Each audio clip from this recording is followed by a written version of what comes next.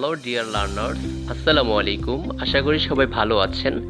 বরাবরের মতো আজকেও শুরু করছি আমাদের নিয়মিত আয়োজন দ্য স্টোরি অফ গ্রিক মিথোলজির গল্প।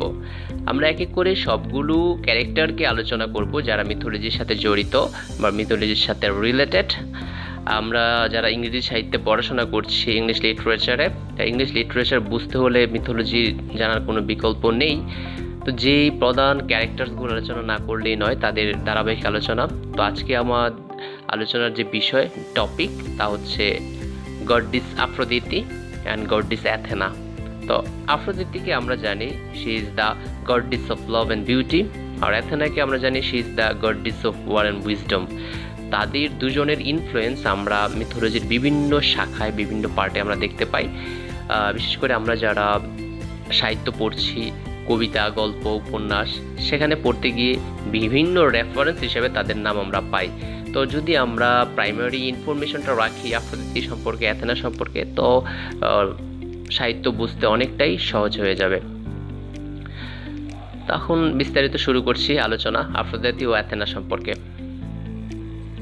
প্রথমে আফ্রোদিতি সম্পর্কে আলোচনা করব। আমরা দেখতে পাচ্ছি আফ্রোদিতি হচ্ছে, সে ছিল দেবতা জিউসের কন্যা। দেবতা জিউস এবং টাইটানিস ডায়োনার কন্যা ছিল। তাকে সেকেন্ড জেনারেশনের গডডিস বলা হয়। মানে ফার্স্ট জেনারেশন জিউস এবং তার যে ভাই, এই যে পোসাইডন, তারপরে প্লুটো, হেরা, তাদের পরবর্তী জেনারেশন আফ্রোদিতি। তো অলিম্পিয়াস পর্বতে যারা থাকে, মানে এই যে দেব দেবী যাদেরকে নিয়ে আলোচনা করছি, সবার যে বাসস্থান বা থাকার যে জায়গা ছিল, এরিয়া ছিল, সেটিং, সেটা হচ্ছে অলিম্পিয়াস পর্বত, মাউন্টেন, সেখানে থাকতো।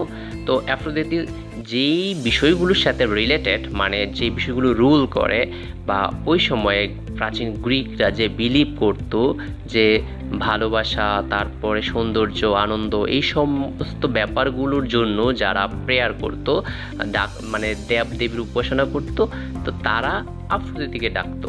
তো that's why we can say Aphrodite she is goddess associated with love, lust, beauty, pleasure, passion and procreation. আমরা তার এক্সিস্টেন্স, তার অস্তিত্ব আমরা রোমান যেই মিথোলজি সেখানেও আমরা দেখতে পাই, কারণ রোমানরা এই গ্রিক মিথোলজিকেই অ্যাকসেপ্ট করেছিল এবং তারা কিছু নামকে পরিবর্তন করে দিয়েছিল। যেমন আফ্রোদিতিকে আমরা গ্রিকে আফ্রোদিতি বুঝি, আর যদি রোমান লিটারেচার পড়তে যাই সেখানে দেখি এই একই দেবীকে তারা ভেনাস হিসেবে সিম্বলাইজ করেছে বা ডেকেছে। এই আফ্রোদিতি, তার কিছু সিম্বল আছে। সেই সিম্বলগুলো হচ্ছে রোজ, ডভ, স্প্যারো, স্পঞ্জ, মানে কখনো সে ডাব মানে ঘুঘুর রিপ্রেজেন্ট করে বা তার প্রতীক হিসেবে তারা দেখে। তারপর রোজ, স্প্যারো মানে চড়াই পাখি। তো এগুলোকে সিম্বল, মানে তাকে যে ডাকবে বা উপাসনা করবে তার সিম্বল হিসেবে তারা প্রাচীন গ্রিকরা এটা নিত, এই সিম্বলগুলো। আফ্রোদিতির ব্যাপারে আরেকটা বিষয় আলোচনা না করলেই নয়, সে ব্যাপারটা হচ্ছে বেশি সুন্দরী ছিল ও। তো বেশি সুন্দরী যারা ছিল তাদের নাকি চুজে প্রবলেম থাকে, they are very weak in choosing. তো এই জন্য আমরা দেখি যে তার যে হাজব্যান্ড ছিল সে হচ্ছে হেফাস্টাস, সে ছিল খোড়া। তো এখানে মিথোলজিতে বলা হয় যে she was compelled by Hera to marry this god, মানে হেফাস্টাসকে বিয়ে করার জন্য বাধ্য হয়েছিল, বা সেও পছন্দ, অথবা সে পছন্দ করে নিয়েছিল হেফাস্টাসকে। হেফাস্টাস ছিল কামারের দেবতা, মানে যারা যে লোহা টোয়া বানায়, এই জন্য যারা যে দেবতাকে ডাকতো সে হচ্ছে হেফাস্টাস। আবার সে ছিল খোড়া, মানে পা একটু খোড়া ছিল, ঘুরিয়ে হাঁটতো। এই খোড়া দেবতা ছিল আফ্রোদিতির হাজব্যান্ড। কিন্তু আফ্রোদিতি এই রিলেশনশিপের ব্যাপারে সেই মানে ফেথফুল ছিল না, বিশ্বাসী ছিল না। তার অসংখ্য অ্যাফেয়ার ছিল, যেমন বলা হয় যে হারমিস, ডায়োনিসিস, এদের সাথে অ্যারিস, এদের সাথে আফ্রোদিতির ইলিগাল রিলেশনশিপ ছিল। এছাড়া আফ্রোদিতি অনেক মানে মাইনর দেবীদের মাদার বলা হয় তাকে। She is considered the mother of Eros, Harmonia, the Trojan hero Aeneas, Euryx, the king of Cilicia, and Adonis, Adonis সম্পর্কে তো আমরা মোটামুটি ভালোই জানি। ইংরেজি সাহিত্যের রেভলিউশনারি পোয়েট বলা হয় যাকে, পার্সি বিশি শেলি। এই পার্সি বিশি শেলি তিনি বিখ্যাত একটা কবিতায় লিখে ফেলেছিলেন, একটা এলিজি লিখে ফেলেছিলেন অ্যাডোনাইসের উপর। যাই হোক, আমরা যখন ইলিয়াড পড়ব বা এর ইলিয়াড রিলেটেড আরও কবিতা বা মহাকাব্য পড়তে যাব, সেখানেও আমরা আফ্রোদিতির অবদান আমরা দেখতে পাবো। আমরা সেখানে দেখতে পাবো যে আফ্রোদিতি কী করেছে, ট্রোজানদের সাইড নিয়েছিল। ট্রোজান মানে ট্রোজান কারা? ট্রোজান, আমরা জানি যে গ্রিক এবং ট্রয় এই দুইটার মধ্যে একটা ব্যাপক যুদ্ধ হয়েছিল যাকে বলা হয় ট্রোজান ওয়ার। সেই বিখ্যাত যুদ্ধের মধ্যে এই মানে বিভিন্ন দেবদেবীরা ইনভলভ হয়েছিল, কেউ কেউ গ্রিকদের পক্ষে, কেউ কেউ ট্রোজানদের পক্ষে। তো আফ্রোদিতি এই ট্রোজানদের পক্ষ নিয়েছিল, কারণ হচ্ছে এই যুদ্ধের যে এই ব্যাকগ্রাউন্ড, সেখানে এই আফ্রোদিতি একটা কারণ ছিল এই যুদ্ধের। কারণ দেবী এরিস সে একটা গোল্ডেন অ্যাপেল ফেলেছিল, যে দ্য মোস্ট ফেভারিট, সবচেয়ে বেশি সুন্দরী। তো এইটা যাদের সামনে ফেলেছিল তারা ছিল হেরা, অ্যাথেনা অ্যান্ড আফ্রোদিতি।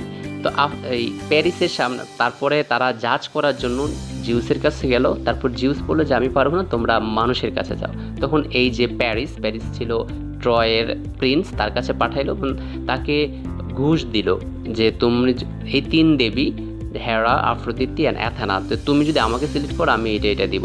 তো আফ্রোদিতি তাকে অফার করেছিল প্যারিসকে যে সে তাকে পৃথিবীর সবচেয়ে সুন্দরী মেয়ের সাথে বিয়ে দেবে।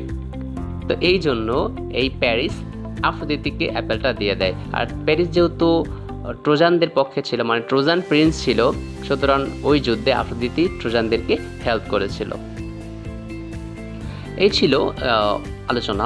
কারণ আফ্রোদিতিদের বা অ্যাথেনা ওদের যে ইনভলভমেন্ট, যে অবদান যুদ্ধের, সেটা আলোচনা করতে গেলে আরও অনেক আলোচনা চলে আসবে।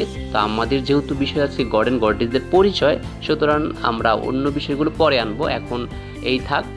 এরপরে যদি আমি আলোচনা করতে যাই তখন আমি পাবো অ্যাথেনাকে, আরেকজন influential goddess of Greek mythology. এই যে দেখতে পাচ্ছি অ্যাথেনা ছিল, অ্যাথেনাকে ধরা হতো, মনে করা হতো যে goddess of wisdom, the war and weaving the craft, মানে যুদ্ধের এবং প্রজ্ঞার দেবী। তো আমরা দেখি যে সে বিভিন্ন জিনিসকে সিম্বলাইজ করে, স্পেশালি সে যে পেঁচাকে আউলসকে সিম্বলাইজ করে, মানে তার কাঁধে বা হাতের মধ্যে থাকে। কখনো কখনো অলিভ, স্নেকস এগুলো তার, বা আর্মোর, হেলমেট এগুলো তার সিম্বল হিসেবে আমরা পাই। আবার ট্রয়ের যুদ্ধের মধ্যে যাদের মানে ব্যাকগ্রাউন্ড ইনফ্লুয়েন্স ছিল, তা আমরা এখানে এই অ্যাথেনাকে পাই। কারণ অ্যাথেনা, হেরা, আফ্রোদিতি তিনজনই প্যারিসের কাছে আসছিল তাকে সবচেয়ে সুন্দরী সিলেক্ট করার জন্য। তখন এই অ্যাথেনা প্যারিসকে অফার করেছিল যে তুমি যদি আমাকে সবচেয়ে সুন্দরী ঘোষণা করো, মানে অ্যাপেলটা আমাকে দাও, তাহলে তোমাকে আমি কি দিব, যে নলেজ, স্কিল এগুলো তোমাকে দিব, যার মাধ্যমে তুমি কি করতে পারবা, সবচেয়ে বড় গ্রেটেস্ট ওয়ারিয়র হতে পারবা এবং পৃথিবীর সবচেয়ে নলেজেবল পার্সন হতে পারবা। কিন্তু আফ্রোদিতিকেই প্যারিস বেছে নিয়েছিল। যাই হোক, আমরা এখন অ্যাথেনা সম্পর্কে আলোচনা করছি। ট্রয়ের যে যুদ্ধ, সেখানে এই অ্যাথেনা গ্রিকদের সাপোর্ট করেছিল, যেমন আফ্রোদিতি ট্রোজানদেরকে সাপোর্ট করেছিল, অ্যাথেনা সাপোর্ট করেছিল গ্রিকদের যে যোদ্ধা ছিল এদের মধ্যে একজন যোদ্ধা ছিল ডায়োমেডিস। এই ডায়োমেডিস অ্যাথেনাকে ওয়ারশিপ করেছিল, যুদ্ধের মধ্যে তার হেল্প চেয়েছিল। তখন অ্যাথেনা তাকে হেল্প করে যে অনেক দেবদেবীরাই তো মানুষের বেশে এই যুদ্ধে অংশগ্রহণ করে। তখন ডায়োমেডিসকে একটা পাওয়ার দিয়েছিল, সে দেখেই বুঝতে পারবে যে কোনটা দেব দেবী অথবা মানুষ। এই পাওয়ারটা দিয়েছিল এবং তাকে ইনকারেজ করেছিল সে যুদ্ধে এগিয়ে যাওয়ার জন্য। আমরা এই যুদ্ধের শেষে যে ওডিসি, যে হোমারের আরেকটা বিখ্যাত লেখা ওডিসি যখন যুদ্ধ থেকে ট্রোজান থেকে গ্রিকে ফিরে, তখন সমুদ্র যাত্রা করতে গিয়ে অনেক সমস্যার মুখোমুখি হয়েছিল। তখন এই অ্যাথেনা দেবী এই ওডিসিকে বিভিন্ন জিনিসে বিভিন্ন দিক নির্দেশনা দিয়ে সাহায্য করেছিল। এছাড়াও এই অ্যাথেনা বিভিন্ন গ্রিক যে লেজেন্ড ছিল তাদেরকে অনেক ক্ষেত্রেই সাহায্য করেছিল। তো আমরা দেখতে পাই she also helped many others such as Heracles, Perseus, Bellerophon, Jason, Diomedes, Argos, Cadmus, তো অনেক দেবদেবীকে মানে মর্ত বা মানুষদেরকে মানে গ্রিক যে লেজেন্ড ছিল সেই তাদেরকে এই অ্যাথেনা সাহায্য করেছিল, তার যে ইনফ্লুয়েন্স আমরা সেখানে দেখতে পাই। ওকে ডিয়ার লার্নার্স, আজকে আর বেশি না, এতটুকু ছিল আলোচনা আফ্রোদিতি এবং অ্যাথেনা। তো আশা করি আপনাদের কিছুটা উপকার হয়েছে। পরবর্তী ভিডিও আমরা অন্য আরেক দেবীকে বা দেবতাকে নিয়ে আলোচনা করব। আজ পর্যন্ত এতটুকুই। আল্লাহ হাফেজ, বাই বাই।